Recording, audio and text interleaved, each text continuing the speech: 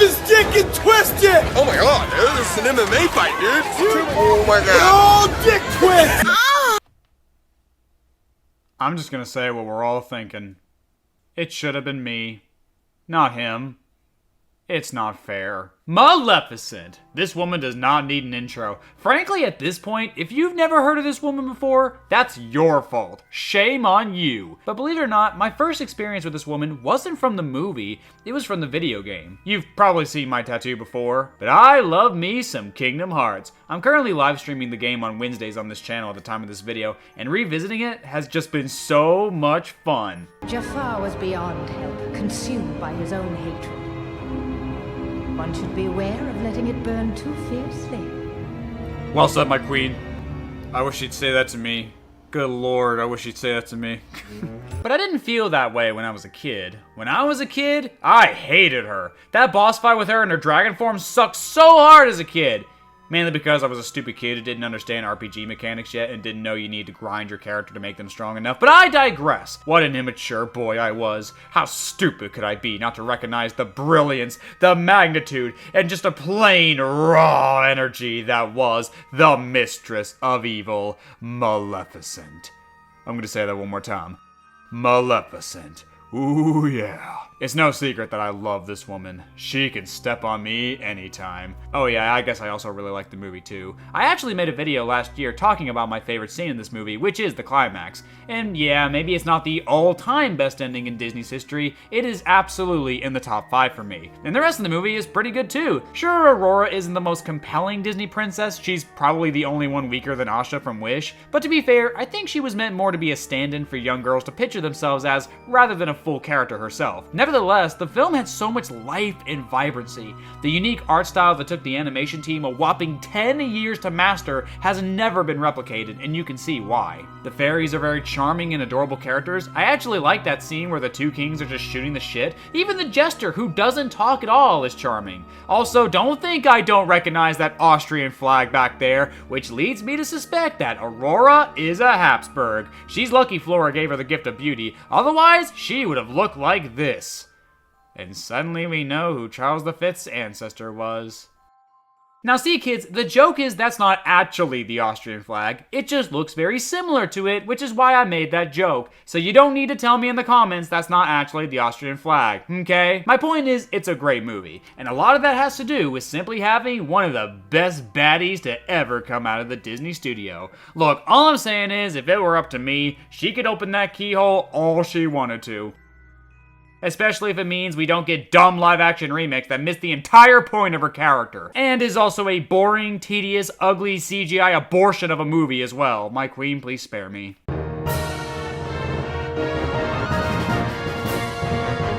It's not like I don't get what they were trying to do with this movie. I think everyone gets what they were doing with this movie. Ooh, let's take a villain and rewrite them to where the story is from their perspective, and they're actually the hero of the story. We're also gonna take out all the music, charm, and fun that came with it. This movie wanted to be Wicked so bad, and yet didn't understand just what made Wicked so good in the first place. It's kinda hard to compare a theatrical movie with that of a Broadway play, which has far more time and energy to develop its characters and story, but I think at the end of the day, what made Wicked so charming was that it still understood the characters from the source material. It's a rewrite, sure, but it doesn't change the characters at their core necessarily. Elphaba, for example, or the Wicked Witch, was never some grand master of evil or anything. She was a punk bitch who wanted some fancy slippers. Compared to Maleficent, who was cool with killing a baby just because she wasn't invited to a party. Elphaba blamed Dorothy for her sister's death as well, so you kinda get why she's pissed off. Maleficent wasn't justified or anything, she just felt like hurting everybody for no good reason other than it made her laugh. She delights in being evil, like before the big climax where she tells Prince Philip in painstaking detail what's gonna happen to him. In The Wizard of Oz, Elphaba takes the easy way out. Ooh, if you don't give me those slippers in 30 seconds or whatever, I'm gonna kill you. Oh, threaten me with a good time, will ya? While Maleficent, on the other hand, says, we're not gonna torture you, or hurt you, or anything. You're just gonna sit here and watch the years roll by until you're a wrinkled old raisin and Aurora will want nothing to do with you. My queen was playing the long game and she was having a ball. Hopefully mine. Elphaba works because they took a character that was already pretty basic, even in terms of villainy, and made her complex. They gave her a backstory, they made her the victim of racism, they take the land of Oz and turn it entirely on its head to where you're 100% on Elphaba's side and see where she's coming from. But Maleficent just isn't that simple. She's not that deep or that transparent, sure, but she is madly evil. She wanted to kill a baby just because she wasn't invited to a party. She would then spend the next 16 years trying to find said child to ensure that they suffer like someone off To Catch a Predator. And let's not kid ourselves, Elphaba doesn't have a single line of dialogue that goes as hard as this. Now shall you deal with me, O Prince, and all the powers of hell! Yes! Hell yeah! Hey, come on, baby! Come on! Yes! Come on! Ah! Elphaba isn't the only example. Take the Grand Wizard of Oz himself, who, in Wicked, is now the villain of the story, which actually makes sense to do because in the original story, He's an asshole. he lied and manipulated everyone in Oz into thinking he was a grand wizard, but in reality, he was a charlatan who used mirrors and parlor tricks. He's a phony! A great big phony! In hindsight, that is something a villain would do. Now, in The Wizard of Oz, we don't think too highly of it, simply because of the tone of the story. But in Wicked, yeah, he wanted absolute power, and Elphaba challenged that power. Essentially, it's Asha and King Magnifico done correctly, in a way. But in this story, King Stefan fucking sucks. He's so boring. They try to make him a bit nuanced with him falling in love with Maleficent in the opening, but the allure of the crown was too great for him, and that's a neat idea, admittedly, but they don't flesh it out at all. I couldn't even tell if the love he had for her was genuine or not because of how rushed it felt. If it was fake the whole time, that wouldn't make any sense because, well, why would he do that? The offer for the crown didn't come up until they were adults, so it had to be real, right? Well, it was just so skimmed over that I never got the vibe other than the movie told me to feel it, so either way, it sucks. Not that it matters, because after the scene where Maleficent curses young Aurora, the movie just drops that element to both characters anyway. Maleficent never brings him up again, and Stefan just develops into some crazy lunatic asshole who is separated from the main characters and has very little impact on anything throughout the entire film. If you want to have that nuance to the character, you have to show it. Make it clear that he did, in fact, care about her. Oh, but he didn't kill her when he had the chance. That says something. Wow, he didn't commit murder on the woman he drugged. If that's not a sign of love, I don't know what is. Maybe show him actually try to make peace with Maleficent at first, which would only succeed in pissing her off more and leading her to curse Aurora. If the whole point of the film is for us to root for the bad guy who's been hurt, then that would be a pretty good way to do it. Again, the idea is there, but they don't do anything interesting with it. It also doesn't help the fact that Charlotte Copley, I think that's how you say his name, is not well cast in this role at all. He was the scrawny bureaucrat guy from District 9, and you think he has the presence of an evil king? Seriously? They brought you back a day too soon. I told those three idiots. Lock her up in her room. Go. She's only sleeping. She's only sleeping forever! What was that voice? Did you gargle rocks before every take? You couldn't have gotten Billy Connolly or somebody, you know, somebody with that presence? The character would still suck, sure, but having a guy with an iconic voice would have at least made those scenes tolerable. This is just embarrassing. The guy's a good actor and all, but this was just not the right role for him at all. I'm sorry. But hey, at least he's not a bumbling fucking idiot like those damn fairies. Sorry, that's for later. But above all else, I cannot, I repeat, cannot forgive this movie for one thing. The egregiously awful false advertising. I cannot stand it when a movie has to lie to its audience in order to fill seats. All of the trailers were building up that this was going to be Maleficent at her nastiest, that we were going to watch her fuck shit up and love every second of it. This movie failed to be the next Wicked because it just fundamentally doesn't understand why Wicked worked in the first place. Hell, this movie doesn't even have a defying gravity or anything. Nothing really all that substantial. I mean, I guess Angelina Jolie is good as Maleficent. There's that, I guess. But that was the major draw of this movie. And because it failed so hard at that, it kind of makes the whole movie pointless if you think about it. But okay, maybe the movie is still good in its own right. No, it's not.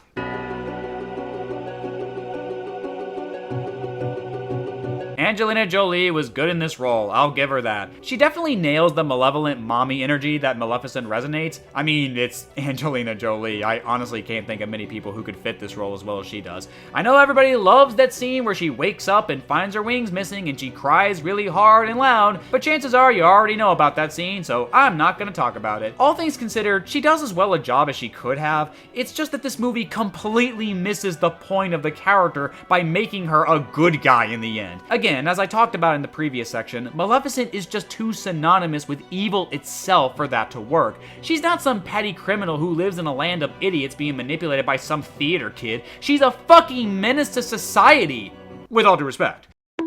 The charm that everyone had loved about her was her wickedness. She wasn't deep or complex, she was ruthless and loved every second of it. And what makes it worse is the fact that the movie had to lie about that for its marketing. Like, the people behind this knew a story about Maleficent, of all people, being redeemed would just annoy everyone. It's such a dirty, backhanded tactic to make a movie successful, and I fucking can't stand it. Oh, and what's even worse than that?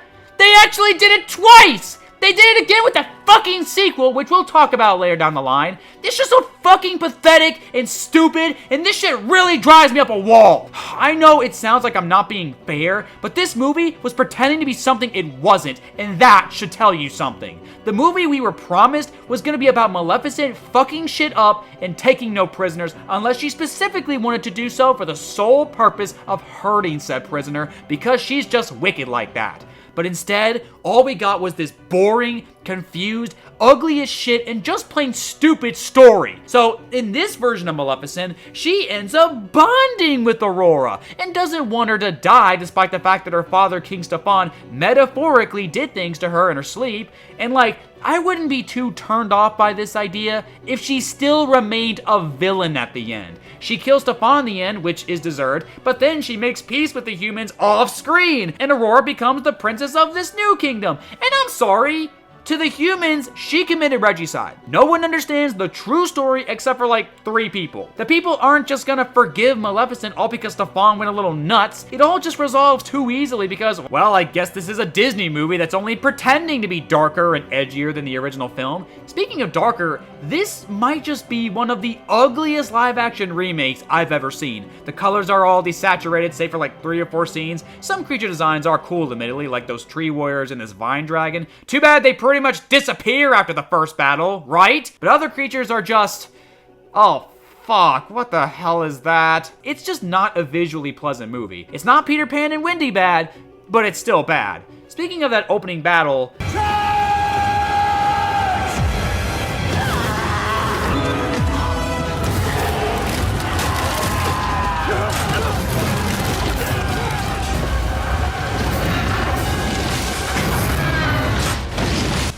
Alright, I get it. This rules. Too bad it's undone later by the movie, just inexplicably giving Maleficent all these various powers that suck out all the tension of the few other battles in this movie. Yeah, if you were expecting an epic fantasy adventure with big battles and sorcery and all that, I guess you get a very half-baked adventure here. The opening battle is actually pretty good. It's kind of short, unfortunately, but I give it a pass simply because I love watching my queen fuck men's lives over. But after that, there really isn't much fantasy adventure or battles. Every once in a while, we get a little something, but it's not much. And again, Maleficent displays these incredible spells that she has that she never uses again after that specific scene. Oh no, she's surrounded by all those knights and their shields. Oh, if only she knew a spell that could levitate them and throw them around as she sees fit. See what I'm saying? There's no tension in the final battle because she could just end it whenever she wanted to. Also, she turned the Raven into a dragon as opposed to turning into one herself. Yeah, I don't get that. I don't get changing the Raven into this emo boy. It seems all it accomplished in doing was making girls wet themselves. Seriously, it's kind of scary how many people talk about fucking the Raven. It's a bird, you animals! For real though, him being a human doesn't do a damn thing in the movie. He has no compelling character, and his chemistry with Maleficent is very weak. He's mad that he's been turned into a human, but then just gets over it immediately and only brings it up like one more time later in the movie, and that's it. Wow, what a compelling character. Why not just keep him as a Raven and have Maleficent shapeshift like she did in the original? What purpose does that change even have? What, a hero can't transform into a dragon? Would that be considered too evil for Maleficent of all people? You know, the person who was born with that name for some reason? Yeah, that's a weird tidbit. For some reason, Maleficent's name is just that. She was named that from birth by her parents, who don't exist because Disney. Despite the definition of Maleficent literally translating to evil, she's actually a good fairy. Fairy?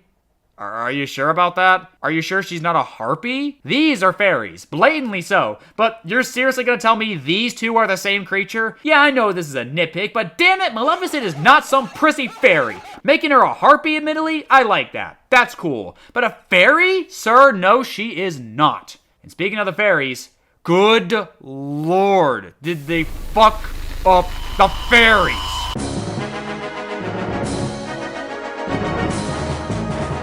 Even for those who, for some reason, like this movie that has nothing to do with fucking the bird, everyone agrees the fairies suck in this version. First mistake, they cast Imelda Staunton as one of the good fairies. Now don't get me wrong, she's a great actress, but you probably remember her from her most iconic role, Professor Umbridge from Harry Potter. And just with that one sentence, you can tell why this is such awful casting. They cast Umbridge to play Flora the fairy? Are you fucking serious? This is like casting Gilbert Gottfried to voice Darth Vader. Are you kidding me? My lord, there are so many uncharted settlements. It could be smugglers, it could be... Send those fuckers into the stratosphere! Oh, wait. Did I say Flora? Huh, my bad. I meant not grass. What? What the fuck? What the hell's wrong with Flora, Fauna, and Merryweather? Instead, you named them Knotgrass, Flittle, and Thistlewit? What the fuck kind of weird-ass Star Wars Rogue One names are these? What an absolutely useless thing to do. Oh, but to be fair, I guess that fits these new fairs considering how fucking stupid and useless they are. They have become some of the most inept, bastardized, and just plain annoying characters I've ever seen in a movie. They are so bad that when they end up disappearing for a good chunk of the movie in the middle, normally I would be upset about that kind of thing, but in this case, I'm actually happy because I don't have to look at these three dipshits on the screen anymore. The CGI on them is bad enough, but I don't need to see their ugly personalities either, so congrats movie, I hate these three bitches on a visual and on an emotional level. Perfect! Now look, it's not like the original fairies were all that graceful either. They had their childish moments. One of the most iconic running gags from the original movie was Flora and Merryweather fighting over what color the dress would be, pink or blue. They fought over something a modern presidential debate would fight over. But here's the thing. They weren't like that all the time! They could snap out of it for Aurora's sake and were still competent caretakers. They actually cared greatly for their Rose, and when she ended up falling asleep, they were devastated. They raised her for 16 years and grew attached to her, and you felt that attachment. Oh, but in this movie, they almost get her killed multiple times. Be it starving to death, being left out in the wild, almost falling off a cliff. Do any of them notice? Hell no! They're too busy pulling each other's hair and cheating at checkers and throwing flour at each other. Isn't that hilarious? Isn't that just so damn funny? You're rolling on the floor dying because it's so damn funny! Aurora doesn't even give a shit about them. The first chance she gets to take off, she takes it. And it's perhaps the most logical decision any character makes in the movie. The only thing that's hilarious about these fairies is that it was Stefan who decided it was a good idea to leave Aurora with them, and that was before he went crazy. I mean, look at this shot. What sane person would look at this situation and go, yeah, my daughter's in good hands. Your daughter's lucky to be alive and still have all of her limbs attached. Oh, well, thank God Maleficent, of all people, was there to keep her safe. Jesus, did that just sound so wrong. But yeah, because the fairies are such incompetent baboons in this version, this meant that Maleficent would practically end up raising Aurora on her own. She'll grow a bond with her and realize that maybe being evil isn't so bad after all. Okay, ignoring everything with Maleficent being made good, which I've spoken about already, this part's just so boring. The movie confuses these bonding moments as character moments, but we're not really learning anything about these characters, nor are we seeing them learn about each other. It's mostly just these cutesy moments of them playing in the mud, or having some basic conversation about right or wrong. Aurora is amazed at the world of magic, and that's her character. Maleficent watches her be amazed at the world of magic, and that's the extent of their relationship. It doesn't go any deeper than that. If anything, I think Aurora has a stronger connection to the the Raven than she does to Maleficent, and he actually remains a Raven for most of their screen time together on screen. It's bad enough they made Maleficent good, but they couldn't even make it believable because the catalyst for Maleficent's development is just so flat and uninteresting. It might just be because Aurora is such a boring character in her own right, but I mean, you could have had Maleficent teach her some really dark shit about the real world. Maybe she'd actually see one of those battles that Maleficent has with the soldiers, and she'd see those men die, and Maleficent would have to explain what war is and all that. This movie wants to be a darker retelling of Sleeping Beauty, right? Well then, actually make it dark. Make it a fully PG-13 rated movie and show a little carnage, okay? I'm not asking for gore or sex or anything like that, just a little more grit than what we see, that's all. The movie starts off with a big battle and Maleficent killing a king, so maybe start a debate over what justifies the killing. Like, at first, she's clearly defending her home, that's all. But over time, she would start to relish in the killing and the power that it would give her. After losing her wings and thus her power, it must feel so good to be able to take something back. Aurora would care about Maleficent at first, but over time, she would see her as a monster. Only instead of pulling a Frozen and true love's kiss and they make up, they never truly do. Instead, we get the final battle between Maleficent and Stefan. Only this time, it's more akin to the original film. Maleficent would transform into a giant dragon, like she should, and fight Stefan. But this time, Aurora would step in and try to break up the fight. In this version, Aurora was simply waken up by Philip. I know it's not that deep or whatever, but who cares? I prefer the original anyway. Stefan, due to his madness, would take Aurora hostage, which would piss off Maleficent, leading to her getting stabbed and falling off the cliff in her supposed death. But at the last possible second, with clarity coming back to her, Maleficent would use that levitation spell to move Aurora out of her way, her massive body crushing Stefan as they fall together to their demise. However, Maleficent would survive her wounds, although she is in bad shape. Aurora would take note of what Maleficent did for her and choose to forgive her, and she would return to her kingdom where Prince Philip is waiting for her. Maleficent would then return to her home to heal, satisfied that Aurora is okay, but knowing the people will want revenge for their king's demise. So Maleficent would wait and plan her next move on how to protect her home, now that she has earned the title, the Mistress of Evil.